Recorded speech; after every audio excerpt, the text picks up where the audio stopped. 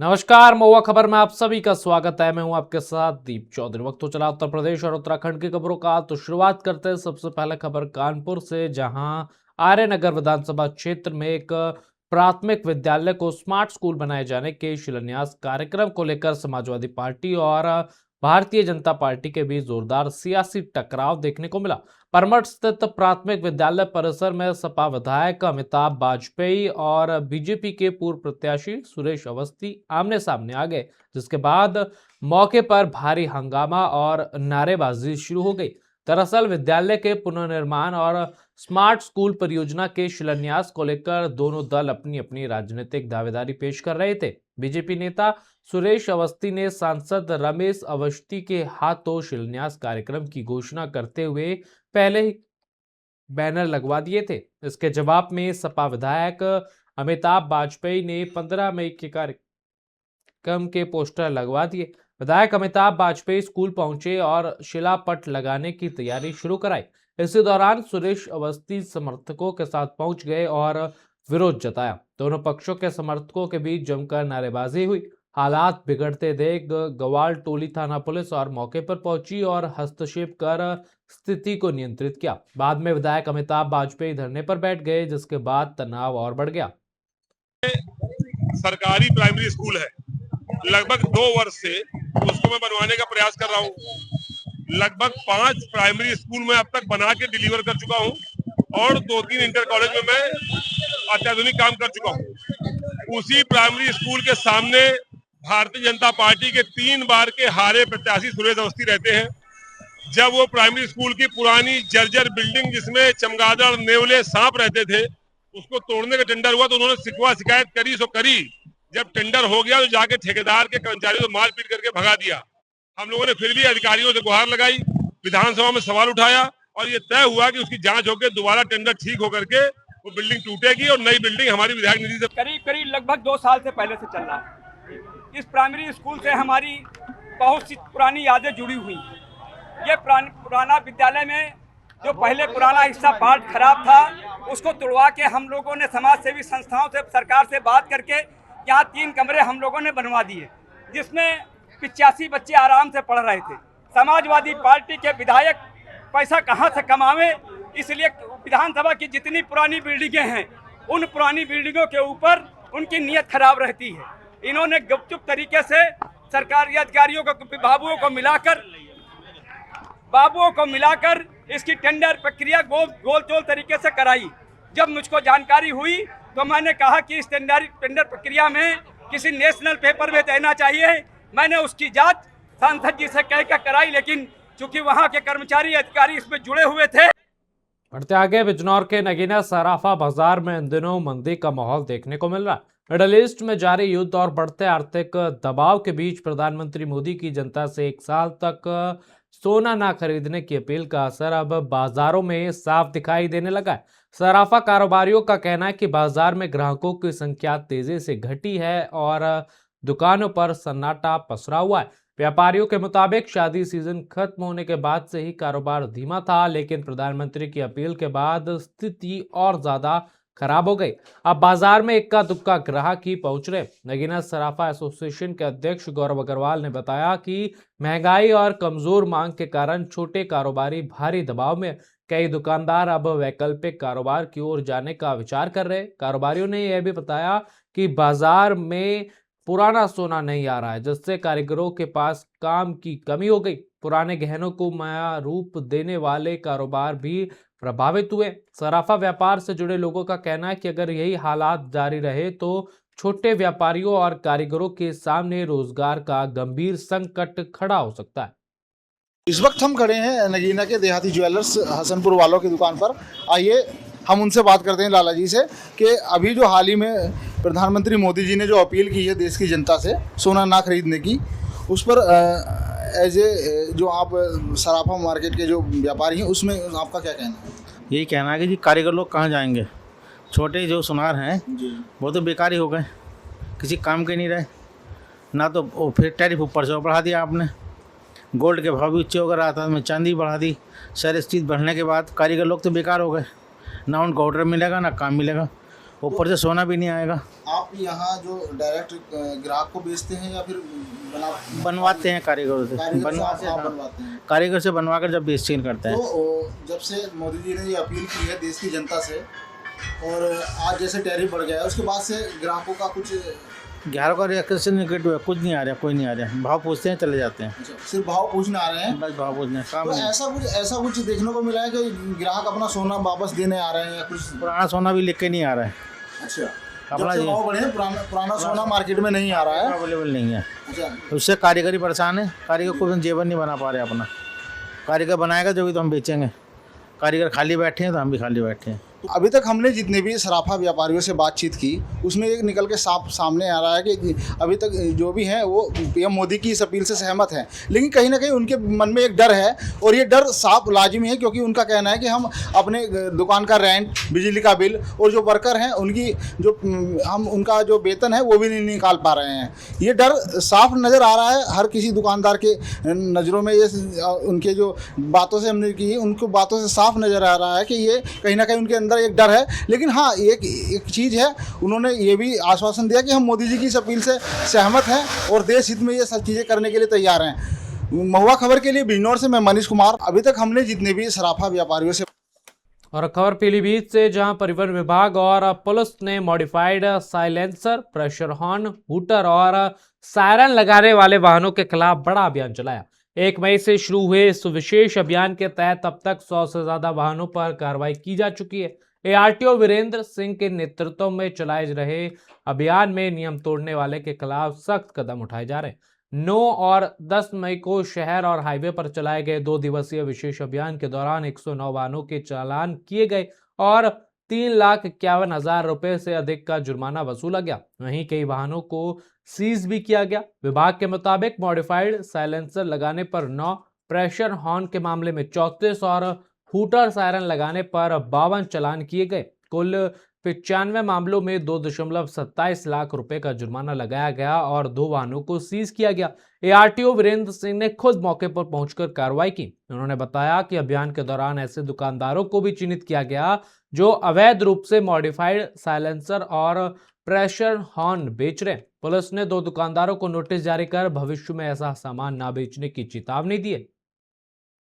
किस तरीके से क्या कार्रवाई करेगी? ये मॉडिफाइड साइलेंसर के विरुद्ध अभियान चलाया जा रहा है। ऐसी गाड़ियां जो कि अपने साइलेंसर को पटाखा के रूप में यूज करते हैं और आवाज करते हैं, इसमें जो है माननीय न्यायालय ने भी सख्त टिप्पणी किया हुआ है और ऐसे जो है वन प्रदूषण के साथ साथ यह जो है हृदय रोगियों के लिए भी नुकसानदेह है। तो ऐसे लोगों के विरुद्ध जो है कार्रवाई जो है आज की जा रही है।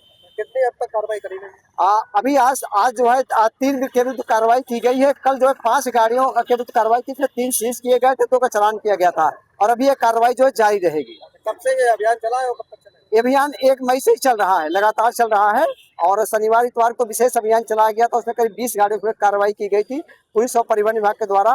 किंतु अभी ये अभियान और बढ़ते हैं आगे। उत्तर प्रदेश के बलिया जिले के गढ़वाड़ थाना क्षेत्र के हथौड़ी गांव में सहन की जमीन को लेकर विवाद गहराता जा रहा है। गांव के एक पीड़ित परिवार ने आरोप लगाया कि कोर्ट से स्टे मिलने के बावजूद पड़ोसी जबरन निर्माण कार्य करा रहे हैं। पीड़ित का कहना है कि पुलिस के पहुंचने पर काम रोक दिया जाता है, लेकिन पुलिस के लौटते ही दोबारा निर्माण कार्य शुरू कर दिया जाता है। पीड़ित परिवार के अनुसार 25 सितंबर 2025 को विवादित जमीन पर कोर्ट से स्टे आदेश मिला था। इसके बावजूद कुछ लोग सहन की जमीन पर अवैध निर्माण कर रहे हैं। परिवार का दावा है कि वर्ष 1940 में हुए बंटवारे के दौरान यह तय हुआ था कि सहन की जमीन अभी परिवारों के साझा उपयोग में रहेगी और शादी विवाह समेत अन्य सामाजिक कार्यक्रम इसी स्थान पर किए जाएंगे। पीड़ित ने बताया कि मामला जिला जज की अदालत तक पहुंचा, जहां अगली सुनवाई के लिए 30 तारीख तक का समय दिया गया। इसके बावजूद निर्माण कार्य लगातार जारी है। परिवार ने प्रशासन से मांग की है कि कोर्ट का अंतिम फैसला आने तक निर्माण कार्य पर रोक लगाई जाए और न्यायालय के आदेश का पालन सुनिश्चित कराया जाए।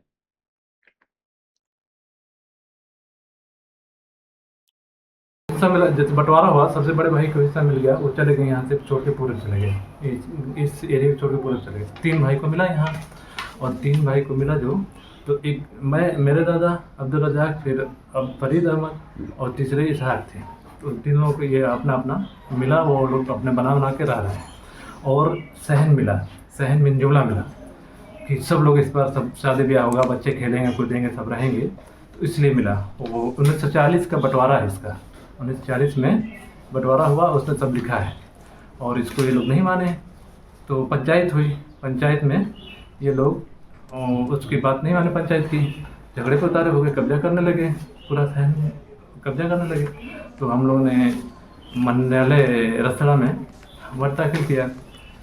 तो हमारे वकीलों के तर्कों को सुन के और कागज़ का अवलोकन करके माननीय न्यायालय जज साहब ने हमें स्थगन का आदेश दे दिया, स्टे कर दिया कि इस बात का उस पर शहर पे और इधर से रास्ता भी गया है मस्जिद के लिए, उसको भी इन लोगों ने कब्जा कर लिया है, उस पर स्थगन स्टे कर दिया। सब मिला और बढ़ते आगे, उत्तर प्रदेश के बहराइच जिले में भारत नेपाल सीमा पर स्थित रूपहीडिया बॉर्डर एक बार फिर तस्करी को लेकर सुर्खियों में। एएसबी और सिविल पुलिस की संयुक्त कार्रवाई में यहां से भारी मात्रा में अवैध चरस की खेप बरामद की गई। इस कार्रवाई में एक आरोपी को भी गिरफ्तार किया गया। संयुक्त जांच के दौरान सुरक्षा बलों ने अभियुक्त मोहम्मद जाबिर हलवाई पुत्र मोहम्मद शरीफ निवासी एक लैनी थाना बड़ा प्रहरी जिला बांके नेपाल को पकड़ा। उसके कब्जे से 4.600 किलोग्राम अवैध चरस बरामद हुई, जिसकी अंतर्राष्ट्रीय बाजार में कीमत करीब 2.5 करोड़ रुपए बताई जा रही है। सूत्रों के अनुसार रूपहीडिया बॉर्डर क्षेत्र लंबे समय से तस्करों के लिए संवेदनशील माना जाता है, जहां नशीले पदार्थों की अवैध तस्करी की घटनाएं समय समय पर सामने आती रहती हैं। इसी को देखते हुए एसएसपी और पुलिस लगातार निगरानी और चेकिंग अभियान चला रही है। गिरफ्तार आरोपी से पूछताछ की जा रही है ताकि तस्करी के पूरे नेटवर्क का खुलासा किया जा सके। अधिकारियों का कहना है कि सीमा क्षेत्र में अवैध गतिविधियों पर कड़ी नजर रखी जा रही है और ऐसे मामलों में आगे भी सख्त कार्रवाई जारी रहेगी। थाना रूपहीडिया के थानाध्यक्ष को आज कल रात में सूचना मिली थी कि इनके क्षेत्र में कोई व्यक्ति है जो चरस लेकर आया है, और इस सूचना पर उनके द्वारा और लोकल एसएसबी की टीम द्वारा छापेमारी की गई। तो जाबिर नाम के एक व्यक्ति जो मूल रूप से बांके नेपाल का रहने वाला है, उसके कब्जे से 4 किलो 600 ग्राम चरस बरामद की गई। पूछताछ से ये पता चला कि वो इस चरस को नेपाल से लाकर भारत में बेचना चाहता था और उसको वहाँ पर गिरफ्तार किया गया। और गिरफ्तार करने के बाद जो उससे लगातार पूछताछ की गई, उसकी फर्द बनाकर चरस को जब्त करके आवश्यक मैदानी कार्रवाई की गई। कितनी कीमत है लगभग इसकी? और इसकी अंतर्राष्ट्रीय कीमत करीब 2.5 करोड़। थाना रूपहीडिया के थानाध्यक्ष को आज। बढ़ते आगे, झांसी में ऑनलाइन सट्टा कारोबार के खिलाफ पुलिस की सख्त कार्रवाई जारी है। इसी क्रम में सट्टा कारोबारी आशीष उपाध्याय को एक बार फिर गिरफ्तार कर लिया गया। बताया जा रहा है कि जैसे ही वह जेल से बाहर आया, पुलिस ने उसे दोबारा हिरासत में ले लिया।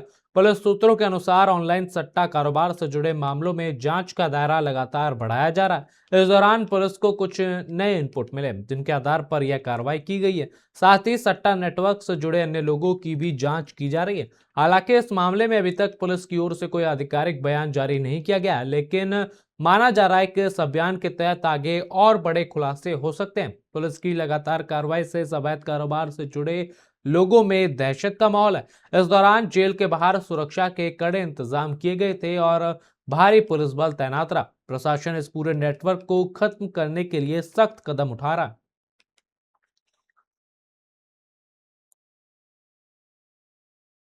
और अब खबर बहराइच से, जहां केसरगंज थाना क्षेत्र में पुलिस ने बड़ी कार्रवाई करते हुए सराफा लूटकांड में शामिल 2 शातिर लुटेरों को गिरफ्तार कर लिया। चेकिंग अभियान के दौरान पुलिस ने 25,000 रुपए के इनामी अपराधी और उसके साथी को दबोचा। गिरफ्तार आरोपियों की पहचान जनपद गोंडा निवासी शिवम तिवारी और सूरज तिवारी के रूप में हुई है। पुलिस के मुताबिक दोनों आरोपियों ने बीते 13 अप्रैल को केसरगंज इलाके में एक सराफा कारोबारी से असले के बल पर लाखों रुपए के जेवरात लूटे थे। इस वारदात को उन्होंने अपने 2 अन्य साथियों के साथ मिलकर अंजाम दिया था। घटना के बाद से पुलिस लगातार उनकी तलाश में जुटी थी। जांच के दौरान पुलिस को गैंग के एक सदस्य को मुठभेड़ में गोंडा जिले से पहले ही गिरफ्तार किया जा चुका था, जबकि एक अन्य आरोपी अभी फरार है। गिरफ्तार आरोपियों के पास से अवैध असला, कारतूस प्लस लूटा गया भारी मात्रा में जेवरात बरामद किया गया। पुलिस रिकॉर्ड के अनुसार गैंग का सरगना शिवम तिवारी 22 आपराधिक मामलों में वंचित है। पुलिस ने दोनों आरोपियों को हिरासत में लेकर आगे की विधिक कार्रवाई शुरू कर दी है और फरार साथी की तलाश तेज कर दी गई है।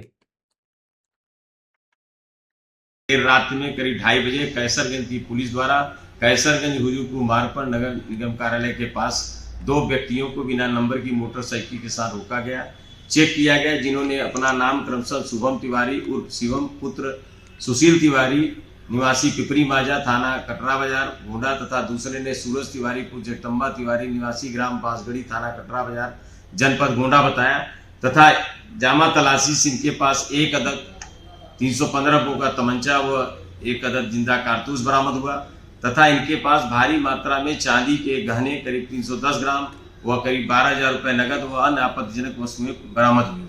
पूछताछ में दोनों अपराधियों ने बताया कि ये अपने 2 अन्य साथियों के साथ 2 मोटरसाइकिलों से दिनांक 13 अप्रैल 2026 को कैसरगंज में एक सराफा व्यवसायी सुरेश कुमार कैथल जो अपनी दुकान बंद करके घर वापस आ रहे थे, उन्हें रास्ते में धक्का देकर गिराकर उनका बैग, पैसा और मोबाइल लेकर भागे। रात में करीब 2:30 बजे कैसरगंज की पुलिस द्वारा कैसरगंज हुजूरपुर मार्ग पर नगर।